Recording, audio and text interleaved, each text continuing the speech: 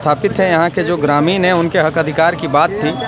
उनकी मांगों को लेके हमने जो ज्ञापन सौंपा था, उस ज्ञापन के लिए हम लोगों को आज वार्ता करनी थी और माइंस बंद करने की हम लोगों ने घोषणा की थी। तो पुलिस प्रशासन का हस्तक्षेप जो आपने देखा, और उस बीच एक वहाँ यहाँ के वर्तमान जो पदाधिकारी हैं उनकी पहल से एक प्रक्रिया हुई कि आप लोग कुछ लोग आ जाइए और वार्ता के लिए हम तैयार हैं। लेकिन कहानी ये हो गया कि जब वार्ता के लिए बात आई तो अंदर जब हम लोग गए तो वही बात है, खोदा पहाड़ निकली चूहिया। वहाँ जीएम है ही नहीं है और जीएम भाग गया है। आप लोग डरे से भाग जाता है साला। ये तो बहुत बड़ा कमी है जेएल कैम्प में कि जेएल कैम्प का जहाँ भी नेता पहुँचता हुआ का बड़का अधिकारी भाग जाता है। क्या करें, हम लोग लाचार हो गए इस बात को लेके। कल तक यही है और अभी एक साथी बता रहा था कि हम घुसते भी देखे हैं और झूठ बोल दिया कि नहीं जीएम दिल्ली भाग गया है। तो खैर चलिए, वो उनकी मर्जी है। 12 तारीख के बाद वो कहे हैं कि हम समय देंगे वार्ता के लिए।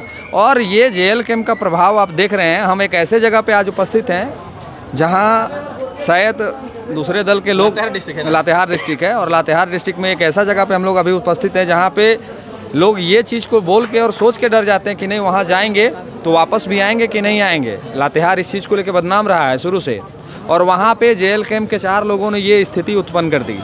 और ये ग्रामीण का शक्ति है, ग्रामीण का समर्थन है। ये जनसैलाब जो आप देख रहे हैं ये 29 में बदलाव की ओर इशारा कर रहा है। ये चतरा लोकसभा है, ये मेरा लोकसभा है, तो ये बदलाव का इशारा कर रहा है। कहीं ना कहीं ये संकेत दे रहा है कि अभी जो प्रशासन तंत्र है वो सचेत हो जाए।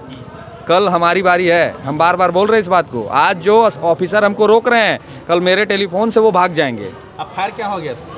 स्वाभाविक है ना भाई, मेरे लोगों पे आप इस तरह से बिहेव कर रहे हैं जैसे इनका बाप के ज़मीन में नहीं, आप बाप का ज़मीन हुए से ले आए हैं, तो स्वाभाविक है फायर होना। तो मैं ये कहना चाहता हूँ कि जो भी प्रशासन तंत्र, जो भी जीएम, जो भी पीओ, जो भी कलेक्टर, जो भी डीएसपी ये चीज़ों को मैनेज कर रही है, उनको मैं कहना चाहता हूँ कि 29 में हमारी बारी है तो तैयार रहिएगा। अंगार पत्थर ट्रांसफ़र करेंगे, इधर उधर नहीं, सीधे अंगार पत्थर ट्रांसफ़र करेंगे जहाँ से वापसी भी नहीं है। तो तैयार रहिएगा। जिस तरह से आप लोग छेड़ रहे हैं ना हम लोग को, ये दिन भूला नहीं जाएगा। और याद है ना आपको कि वही प्रशासन थी जो टाइगर के ऊपर लाठी चार्ज करती थी, और वही प्रशासन है जो टाइगर को आज सैल्यूट कर रही है। दिन बदला ना, तो हमारा भी दिन बदलेगा। और उस समय ये ग्रामीण को ये लोग का पैर छू के प्रणाम नहीं करवा दिए तो फिर ये चतरा की जनता, ये चतरा लोकसभा की जनता, ये लातेहार विधानसभा की जनता गुलामी करेगी ये लोग को 29 के बाद। ये लोग को पैर प्रणाम करना पड़ेगा। जैसे ये लोग करते हैं ना कि हम लोग जीएम से मिलने जा रहे हैं, पीओ से मिलने जा रहे हैं, प्रणाम बाबू, प्रणाम सर, ये लोग उल्टी लोग को प्रणाम करेगा। वो दौर लेके आएंगे हम लोग, ये विश्वास रखिए। 29 में? जी बिल्कुल। पीओ से क्या वार्ता हुआ? पीओ से ये वार्ता हुई कि वो हम लोग बोले कि सर इस गाछ में आम फरल है, तो बोलता हाँ फरल है। हाँ, ऐसा बोल रहा है। हाँ, आम तोड़ के हम खा लेते, हाँ खा लो।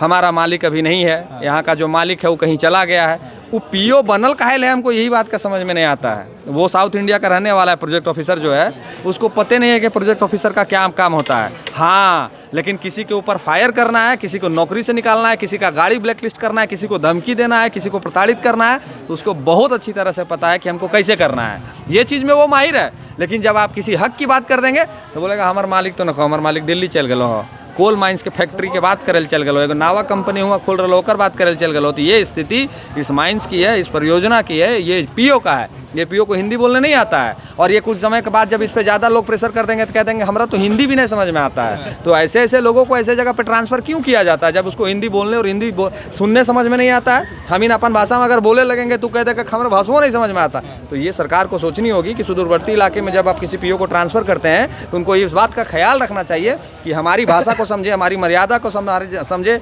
हमारे संस्कृति को समझे, तबे ना।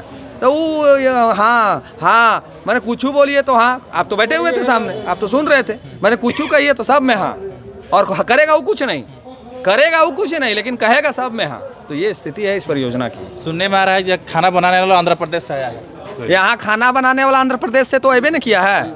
यहाँ जितना वर्कर काम कर रहा है वो भी ज़्यादातर आंध्र प्रदेश के हैं। काहे कि ये जो VPR कंपनी है इसका मालिक आंध्र प्रदेश का है। हम बार बार इस बात की चर्चा करते हैं कि CSR का पैसा ये VPR खर्च यहाँ नहीं करता है, ये CCR का पैसा खर्च करता है आंध्र प्रदेश में।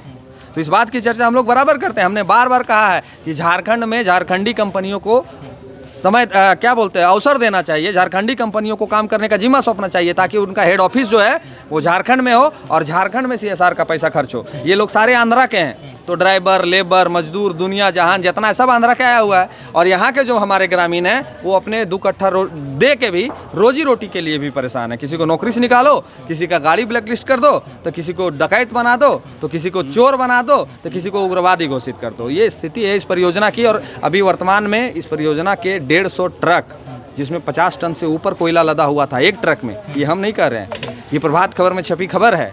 50 टन से ऊपर लोड ट्रक औरंगाबाद के ज़िले में पकड़ी गई और एक रात में सब खाली भी हो गया।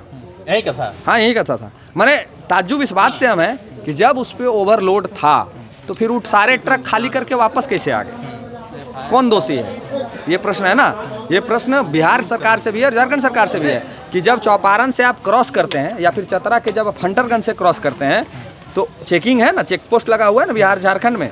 आंधर है ये लोग को नहीं सोचता है कि ऊपर 50 टन लोड है। प्रदेश के हैं तो नहीं, झारखंड गवर्नमेंट के जो प्रशासन है वो आंधर है, नहीं सोचता है कि इसमें 50 टन लोड है। या फिर जखनी यहाँ से कोयलवा लोड होकर कांटा बाबू घर से निकलता है, तखनी कांटवा में नहीं दिखाता है कि 50 टन लोड है, तखनी नहीं दिखता है इन लोग को। हाँ, लेकिन अगर कोई ग्रामीण चूल्हा खातिर दो चिपा कोयला लाने गया है तो साला इन लोग को दिख जाता है, तो इन लोग को दिख जाएगा और उसके ऊपर FIR हो जाएगा। लेकिन ट्रक के ट्रक कोयला यहाँ से निकलता है वो नहीं दिखता है इन लोग को, किसकी को नहीं दिखता है। और खबर तो ये भी है मनोज दा, ग्रामीण ये भी बोल, खबर तो ये भी है, खबर तो ये भी है, पूरे झारखंड की जनता को जान लीजिए कि यहाँ एक सूची जारी होता है कि गाड़ी नंबर JH 13 फलना C, इसको पास कर दीजिएगा।